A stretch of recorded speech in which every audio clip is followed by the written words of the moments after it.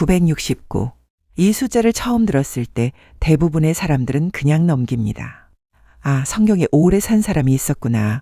그렇게 생각하고 페이지를 넘기죠. 그런데 잠깐요.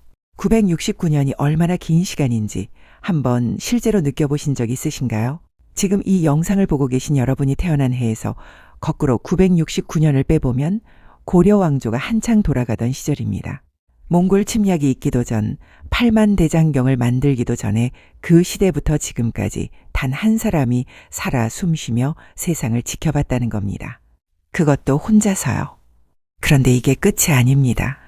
오늘 이 영상을 끝까지 보시면 969라는 숫자가 단순한 수명 기록이 아니었다는 걸 알게 됩니다. 이 숫자는 세상의 종말과 정확히 연결된 하나의 타이머였습니다. 그리고 그 타이머를 설계한 것은 인간이 아니었죠. 이 채널에서는 앞으로도 이런 이야기들을 계속 가져올 겁니다. 아직 구독 안 하신 분들 지금 눌러두시면 이 이야기가 끝나고 나서 더 찾고 싶어질 때 바로 오실 수 있습니다. 좋아요도 하나 눌러주시면 이 이야기를 더 많은 분들과 나눌 수 있고요. 자, 그럼 핵심 질문 하나를 먼저 던지겠습니다. 왜 하나님은 하필 무두셀라를 정확히 969년을 살게 하셨을까요?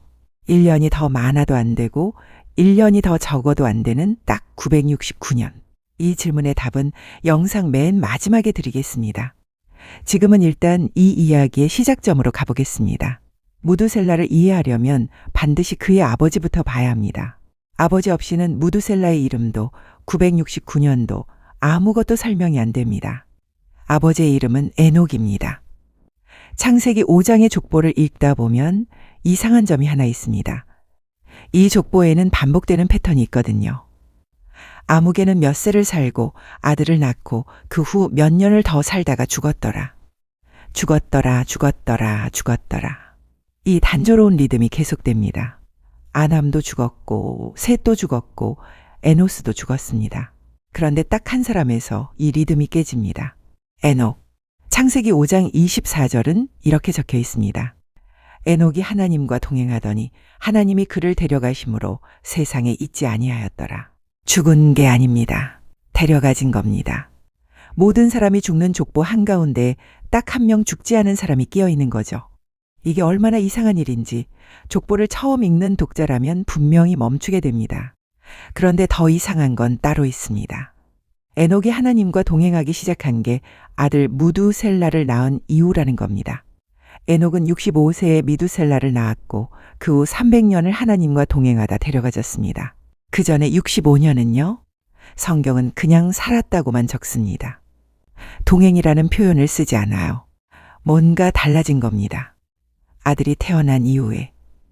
왜 에녹은 아들을 낳은 뒤에 삶이 바뀌었을까요? 이 질문의 답이 무두셀라의 이름 안에 들어있습니다.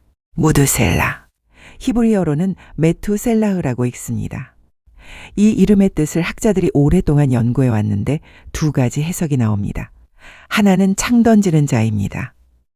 그리고 다른 하나는 여기서 잠깐 멈춰야 합니다. 그가 죽으면 심판이 온다. 혹은 그가 죽을 때에 보내리라. 이게 이름 뜻입니다. 아들의 이름이요. 아버지가 아들에게 태어나는 순간부터 붙여준 이름의 뜻이 내가 죽으면 세상이 끝난다는 겁니다. 이걸 그냥 지나치시면 안 됩니다. 에녹은 유다서 1장 14절에서 선지자로 기록됩니다. 하나님으로부터 심판에 대한 계시를 받은 사람. 아모스 3장 7절은 주 여호와께서는 자기의 비밀을 그 종 선지자들에게 보이지 아니하시고는 결코 행하심이 없다고 말합니다. 즉 에녹은 아들이 태어나던 그 시점에 하나님으로부터 무언가를 받은 겁니다.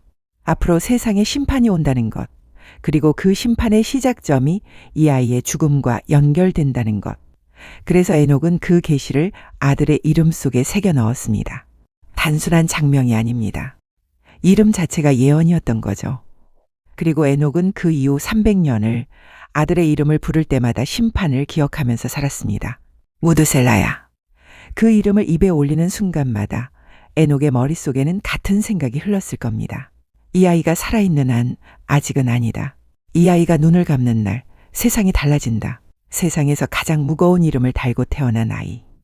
하지만 여기서 한 가지 짚고 넘어가야 할 게 있습니다.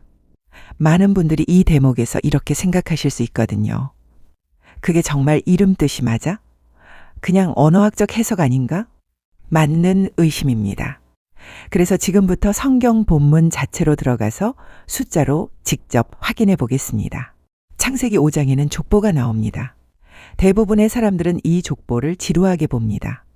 아무개가 몇 살에 누구를 낳았고 그 후 몇 년을 살았다는 내용이 반복되니까요. 그런데 이 족보 안에 수천 년 동안 대부분의 사람들이 눈치채지 못한 계산이 숨겨져 있습니다. 지금부터 같이 숫자를 따라가 보겠습니다. 천천히 가겠습니다. 놓치지 마세요. 창세기 5장의 기록에 따르면 무두셀라는 187세의 아들 라멕을 낳았습니다. 187세. 지금 기준으로 187년이 얼마나 긴 시간이냐면 조선 후기 흥선대원군이 살던 시대부터 지금까지의 시간과 비슷합니다. 그 시간을 혼자 살아낸 뒤에야 아들을 본 거죠. 자, 여기서 첫 번째 숫자를 기억해 두세요. 다음으로 넘어갑니다. 무두셀라의 아들 라멕은 182세에 아들 노아를 낳았습니다. 두 번째 숫자입니다. 자, 이 두 숫자를 더해봅니다. 187 더하기 182, 합계 369. 이 숫자가 뜻하는 건 뭘까요? 무두셀라가 손자 노아가 태어나던 시점에 몇 살이었는지를 알려줍니다. 노아가 이 세상에 처음 나왔을 때 할아버지 무두셀라는 이미 369세였다는 겁니다. 여기까지 왔으면 세 번째 숫자가 필요합니다. 창세기 7장 6절. 대홍수가 시작될 때 노아의 나이는 얼마였을까요? 600세입니다. 세 번째 숫자. 자, 이제 마지막 계산입니다. 369 더하기 600. 계산기 없이도 할 수 있습니다. 369 더하기 600 합계는 969입니다. 이 숫자 어디서 보셨죠? 창세기 5장 27절 미두셀라의 수명입니다. 무두셀라는 969세를 살고 죽었더라. 잠깐, 지금 방금 무슨 일이 일어난 건지 다시 정리해 드리겠습니다. 무두셀라가 라멕을 낳은 나이 187, 라멕이 노아를 낳은 나이 182, 노아가 홍수를 만난 나이 600. 이 세 숫자를 더하면 969. 그리고 969는 무두셀라가 숨을 거둔 나이입니다.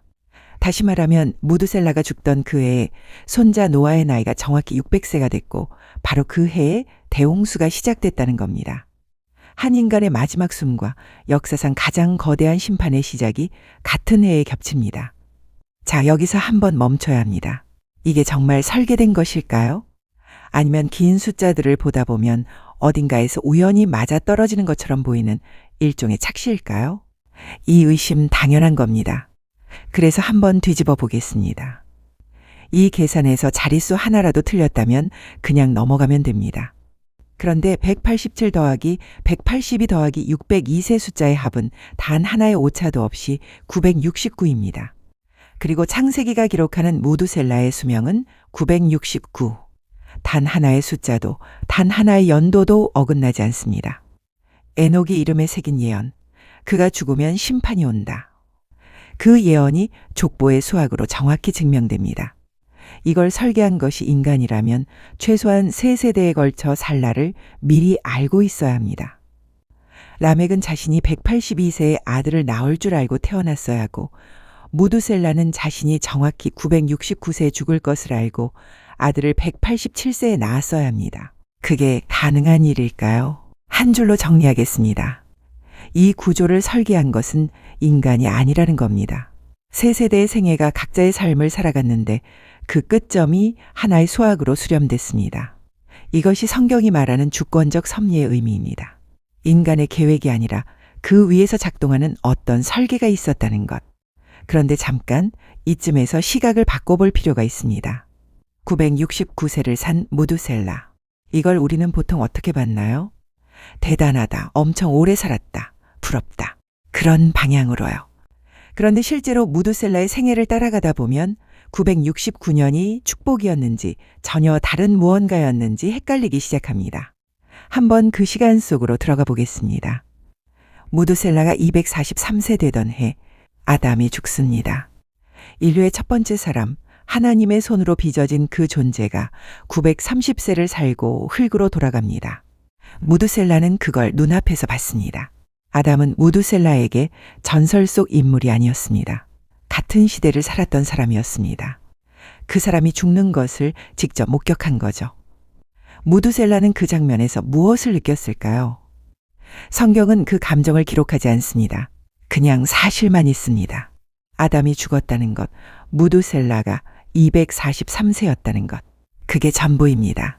그로부터 57년이 흐릅니다. 무두셀라가 300세 되던 해. 이번에는 아버지 에녹이 사라집니다. 죽은 게 아닙니다. 하나님이 데려가신 겁니다. 아버지를 잃은 것은 맞는데 시신도 없고 무덤도 없습니다. 그냥 어느 날 아버지가 없어진 겁니다. 에녹이 300년 동안 아들에게 전해줬을 수많은 이야기들, 심판에 대한 경고들, 하나님과의 동행에서 나온 가르침들. 이제 그것들은 무두셀라의 기억 속에만 남아 있습니다. 당신이 무두셀라라면 어떨 것 같으세요? 아버지가 사라진 날, 그것도 죽음이 아닌 방식으로. 300세의 나이에, 그리고 시간은 계속 흘렀습니다. 세상은 바뀌어갔고, 사람들은 늘어났고, 죄악도 함께 자랐습니다. 창세기 6장은 그 시대를 이렇게 묘사합니다. 사람의 죄악이 세상에 가득하고 그 마음의 생각이 항상 악할 뿐이라고. 무두셀라는 그 세상 한가운데 있었습니다. 아버지 에녹이 경고했던 그 심판이 왜 예언됐는지를 눈으로 매일 확인하면서, 그리고 964세 되던 해 아들 라멕이 먼저 갑니다. 라멕은 777세를 살았습니다. 무두셀라보다 먼저. 부모가 자식을 먼저 보내는 것. 그 감각이 어떤 것인지 지금 이 시대를 살아가는 우리도 압니다. 그런데 무두셀라는 그걸 964세에 경험합니다. 거의 1000년을 살아온 사람이 자신이 낳은 아이가 먼저 흙으로 돌아가는 것을 지켜봐야 했습니다. 이 사실만 놓고 보면 969년이라는 수명이 과연 어떤 종류의 시간이었는지 감이 오기 시작합니다.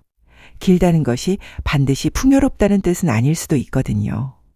아들이 죽고 난 뒤 무두셀라의 곁에 남은 것은 손자 노아뿐이었습니다. 그리고 노아는 지금 방주를 짓고 있었습니다. 어마어마한 크기의 구조물. 이걸 보면서 무두셀라는 무슨 생각을 했을까요? 자신의 이름 속에 새겨진 그 예언을 기억하지 않았을까요? 그가 죽으면 심판이 온다. 방주는 그 심판이 실제로 온다는 신호였습니다. 그리고 방주가 완성되어 갈수록 무두셀라 자신의 시간도 끝에 가까워지고 있었습니다. 하루하루를 사는 것이 심판까지 남은 시간을 세는 것과 같은 의미였던 사람. 그 무게를 969년 중 마지막 몇 년 동안 안고 살았던 노인의 모습이 성경은 단 한 줄도 묘사하지 않습니다. 그래서 오히려 더 무겁게 느껴집니다. 마침내 969년이 끝납니다. 창세기 5장 27절. 무두셀라는 969세를 살고 죽었더라. 딱 여기까지입니다. 성경은 어떻게 죽었는지, 어디서 죽었는지, 누가 곁에 있었는지 아무것도 말하지 않습니다. 그냥 죽었다. 그리고 창세기 7장이 시작됩니다. 노아가 600세 되던 해 2월 곧 그 달 17일이라 그날에 큰 기품의 샘들이 터지며 하늘의 창문들이 열려 동시에 무두셀라의 마지막 숨과 하늘의 창문이 열리는 것이 같은 해입니다. 에녹이 아들의 이름에 새겨 넣었던 그 예언. 그가 죽으면 심판이 온다. 그가 죽었습니다. 그리고 심판이 왔습니다. 이 순간이 얼마나 정밀한지 다시 한번 직시해 보십시오. 에녹이 이름을 지을 때 라멕이 182세의 아들을 낳을 줄 알았을 리 없습니다. 라멕이 아들을 낳을 때 노아가 600세의 홍수를 만날 줄 알았을 리 없습니다. 각자는 자신의 생을 살았을 뿐인데 그 생의 숫자들이 합산되면 정확히 969가 나오고 969는 심판이 시작된 해입니다. 인간이 이 구조를 설계했다고 보기엔 너무 많은 것이 정확합니다. 여기까지 따라오셨다면 이제 처음에 던진 질문으로 돌아갈 시간이 됐습니다.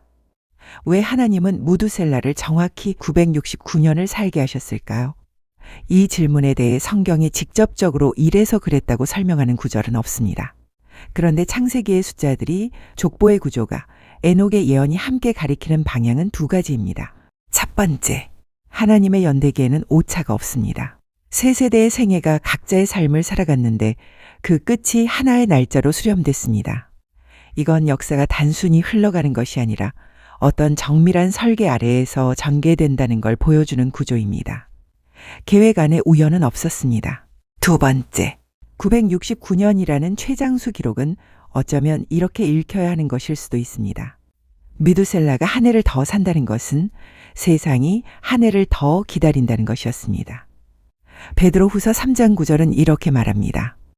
주의 약속은 어떤 이들이 더디다고 생각하는 것 같이 더딘 것이 아니라 오직 주께서는 너희를 대하여 오래 참으사 아무도 멸망하지 아니하고 다 회개하기에 이르기를 원하시느니라. 969년. 이걸 한 인간의 놀라운 수명으로 보면 생물학적 기록입니다. 그런데 이걸 하나님의 시간표로 보면 969년은 기다림의 시간입니다. 심판을 하루라도 더 미루며 세상이 돌이키기를 기다린 시간. 무드셀라가 한 살을 더 먹는 것이 세상을 향한 유해가 한 해 더 늘어나는 것이었던 거죠. 인류 최장수 기록의 정체가 사실은 하나님의 가장 긴 인내였다는 겁니다. 무드셀라의 이야기는 여기서 끝납니다. 창세기는 그에 대해 더 이상 말하지 않습니다. 발언도 없고 감정도 없고 평가도 없습니다. 그냥 살았고 죽었습니다. 969년. 그런데 그 침묵 속에 이 이야기 전체에서 가장 무거운 질문이 하나 남습니다. 무드셀라가 살아있는 동안 세상은 회개하지 않았습니다. 969년이라는 긴 인내의 시간이 지나갔는데 결국 노아의 가족 8명만 방주에 탔습니다. 그렇다면 우리는 지금 어떤 시간 위에 서 있는 걸까요? 누군가의 인내 속에 아직 유예된 시간 안에 우리가 살고 있는 건 아닐까요? 이 질문은 성경이 답을 주지 않습니다. 각자가 무드셀라의 969년을 어떻게 읽느냐에 따라 답이 달라질 겁니다. 영상이 유익하셨다면 좋아요 하나만 눌러주세요. 이 채널의 다음 이야기도 오늘처럼 성경 안에 숨어있는 정밀한 구조들을 따라갈 겁니다. 그 이야기가 올라올 때 바로 보고 싶으신 분들은 구독 버튼이 기다리고 있습니다. 무드셀라는 969년 동안 살았습니다. 그리고 그가 죽던 날 하늘이 열렸습니다. 단 하루도 빠르지 않았고 단 하루도 늦지 않았습니다.